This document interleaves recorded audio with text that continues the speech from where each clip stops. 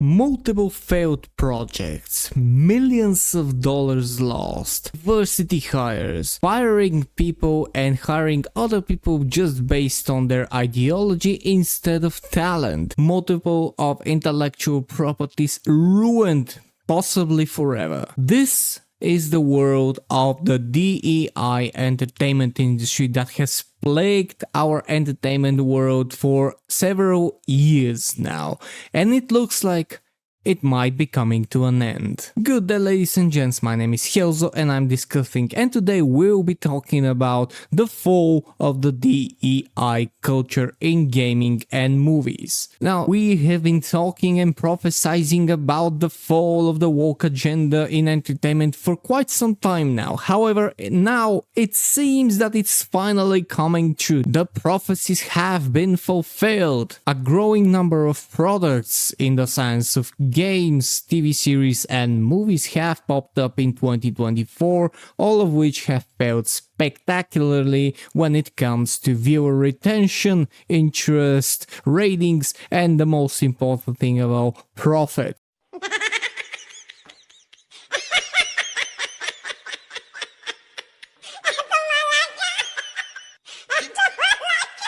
I want to start with the most recent addition to this list, and it's The Rings of Power Season 2, the San Diego Comic-Con trailer which came out a few days ago, and you can just look at this beauty. This is 70,000 likes, which could be admirable if it was not compared to 138,000 dislikes. You can talk whatever you like, that there is a right-wing conspiracy, that there are trolls, that there are bots, that they're just a faction that just hate everything that comes out in recent years. But these numbers just prove that whatever you're putting out doesn't bring joy to the fans. And when you add that Season 1 of The Rings of Power had a 37% viewer retention by the last episode, which means that even if there were 100 to 200,000 people watching the first episode, giving it an initial boost by which they came out with their stories and their cheers and everything that they boasted about, that does not change the fact that not a lot of people stuck to the end. And now with this like to dislike ratio on the first official full-length trailer, it just comes to show that the second season will be probably even worse. Don't believe me? Let's jump over to the gaming side of things. This is the community page for Concord, the new DEI Overwatch style game that will be coming out soon. And I just want to open this post. Who is the target audience of this game? Nothing about this makes sense. The characters are horrific to look at, the graphics seem subpar, the dialogue is terrible, the market is saturated. Who was this game made for? First reply, it is made for the modern audience. Former assistant to Harvey Weinstein, Leslie Headland. It is for the people who are mentally insane. These are the comments that prevail in those community posts. And when you look at the main page of the game, you will see something very peculiar. You have your popular tags: action, shooter, FPS, LGBTQ+. Now, I've mentioned this in my stream video with the 40k Empress when she was explaining to me the lore of Warhammer 40,000 and the Space Marine 2 game that is going to come out very soon. Now, years ago, when something like this was inserted into a game, you wouldn't have had such a problem with it because it wasn't such a big deal. Also, at that point, the games and the game developers in particular still counted on making a game actually good to play without putting none or at least not too much of ideologies in it. The focus in entertainment as a whole was to bring pleasure to the viewer or to the player and have them come back for more. That was the moneymaker. That was what every company was striving to do. But then a famous report some 8 years ago ago came out that basically said that franchises need to turn their attention to modern audiences, to the growing population of trans kids, to bathe them identifiers, and to those kids who don't have a product affiliation, and cater to them and present them with the lore and the gaming community and the movies and just cater to their needs. And at the beginning, it will seem that it would be a very, very prominent and very good idea. However, there was a problem with that. Instead of focusing on making new products, new timelines, new heroes, and new stories, they went and tried to change our stories, the ones that we grew up with, like Star Wars, like Lord of the Rings, like many other, like even the works of Terry Pratchett. They tried to change our favorite games, and they tried to change our favorite movies as well, and we didn't like that. Not one bit. That's why so many channels nowadays are commenting on those issues and bringing to light very, very nefarious tactics. You see, we as people do like to be entertained in a quality manner. We like to escape from the world by immersing ourselves in movies, in TV series, in playing some video games, and just relaxing from everything that we've experienced throughout the day. This is our happy place. And when you try to take that away from us with things that we either do not understand, do not support, and don't think that are needed in the products that we consume, then we get a little angry. I admit, I kind of got a little angry. And slowly throughout these 8 years, our voices have become louder and we have pushed back against the DEI agenda. So much that currently it seems like that it might all be coming to an end. This is the latest of the Ubisoft stock market that I talked about in a previous video. You would see that for the last year there has been a steady decline on all their stocks, bringing the company value much lower than it was before.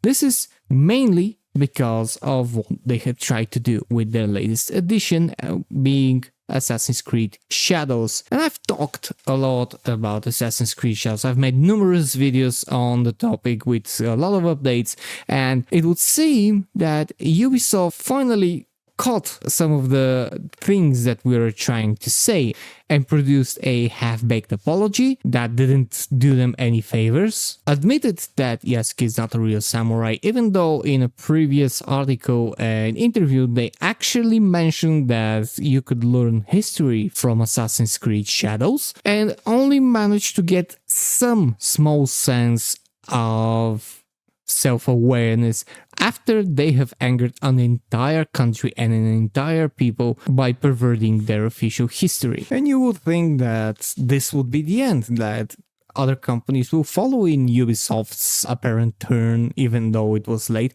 But no, there's still people that are so deaf to the whole situation that they still post articles like this. This is a post from Grumps with an article by none other than Alyssa Mercante, which is one of the most absent-minded people on the internet in my opinion. In this article, which I'm not going to read the whole, she explains that everything is because of so-called right-wing gamers, that everything is because they hate the Me Too, the Black Lives Matter movement, and all of those buzzwords that you're already familiar with when someone like Alyssa Mercante is speaking out loud. Now, there is no merit to anything that she says because she doesn't say anything of value ever. The only thing that she's good at is being overly loud, which used to work for the DEI in the woke community before, because they're accustomed to being overly loud and obnoxious until people bend the knee. That's how they got into a lot of companies in the first place.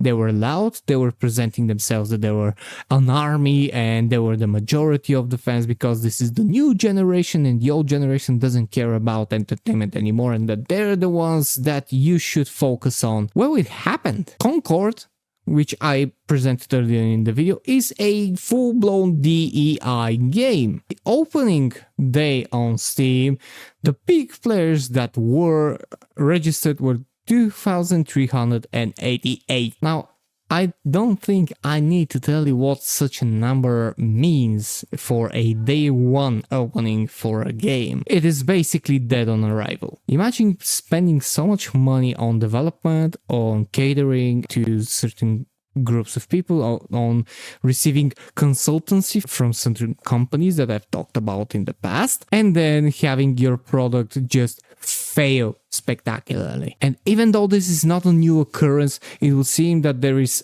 quite the change now, because when you dunk so much money into a project which is spread out throughout many platforms, and you get close to no returns on your investment, then at one point you just have to pull the plug. And I think this is what's happening. The reports from The Acolyte Season 1 were abysmal and were downright buried the show into the ground very swiftly, to the point where the creators, who is the former personal assistant to Harvey Weinstein, begging people on the internet to hashtag renew The Acolyte so she still has a job. We have seen the complete meltdown from even the actors of certain show, especially The Acolyte,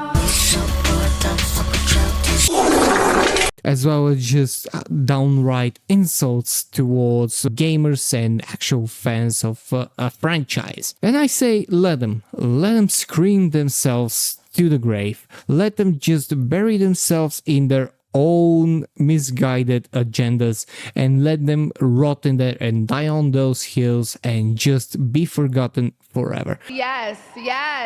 Because we need quality entertainment. We are the ones who need to be catered to, because we're the ones who actually go to the movies, we go to the shows, we play the games, we review the games, and we're actual fans and buy the merchandise. And I'm talking about people like me, people that are 10, 15 years older than me, and people that are just a bit younger than me. We're the last remnants of those fans that actually care for quality entertainment. And if you don't believe me, just look at viewerships of all the woke shows and look the player count for all the woke video games. It's abysmal. Where are all the fans? Where are all those majority of fans of woke people, of women, of anyone who supports those shows?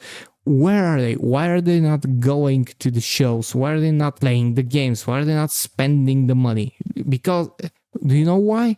Because they expect us to just fumble down, go on our knees, give them our money. Don't ask questions. Just consume product and then get excited for next product. That's what they always have expected. And it worked. While we still had quality entertainment, while we still could go and enjoy ourselves for hours and hours on a video game and just forget ourselves in a very good movie and a show that we remember. And the last nail that was driven into the coffin of the DEI was Deadpool and Wolverine. This movie exists with one purpose only: to bring you fun, to bring you entertainment, to almost switch your brain off but still be engaged enough to see the various different aspects of it, to see the emotional moments, and to just look at two people that have been friends for a long time, making a film together, being iconic, being truthful to anything that their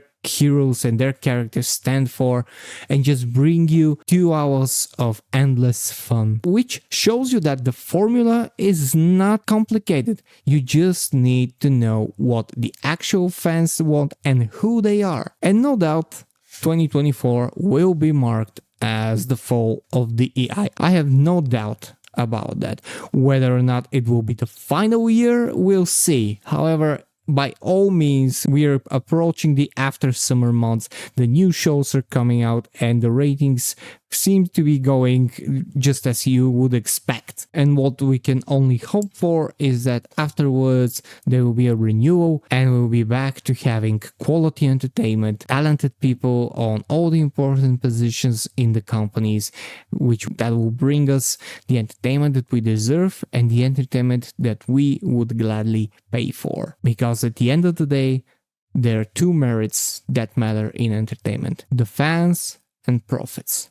and you can't have one without the other. This is all I have for today. Thank you for sticking by for so long. If you did, press the like and subscribe button. Comment down below what your thoughts are. Are we seeing truly the fall of the AI, or is this torture going to continue any further? Follow me on my Patreon, where I raise money for homeless animals and animals in shelters, and I'll see you guys in the next video. Thank you, cheers, and stay fresh.